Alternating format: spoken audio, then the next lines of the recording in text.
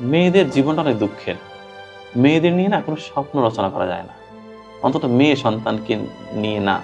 কেননা মেয়েরা আসলে তার জীবনের কোনো কুল কখনোই ঠিক রাখতে পারে না।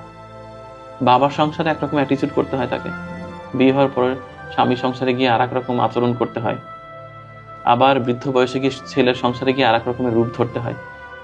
মানে বলে না নারী বহুরূপী, এই কথাটা না একটা পজিটিভ অর্থ আছে আমার কাছে। নারী যে বহুরূপী হবে না, নারীর না নিজস্বতা খুব কম হয়ে যায়। সমাজটা এরকম যে নারীকে বারবার মানে স্রোতের মধ্যে ঠেলে দেওয়া হয়। নারীকে অনেক কিছু সইতে হয় এই জীবনে, আমার মাকে যেমন সইতে হয়েছে। তো নারীর জীবনটা আসলে খুব বেশি যে স্মুথ এরকম বলা যাবে না। প্রতিটা নারীর জীবনেই খুব যন্ত্রণা, মানে এক একটা স্টেজে এক এক রকমের যন্ত্রণা। এই যন্ত্রণার কোনো সীমারেখা নেই। আমার তো মনে হয় প্রত্যেকটি নারী আসলে যন্ত্রণার মানে একেবারে বিশাল বড় একটা গোডাউন তৈরি করে রেখেছে হৃদয়ের ভিতরে। খুলে দিলে পৃথিবী প্লাবন হয়ে যাবে।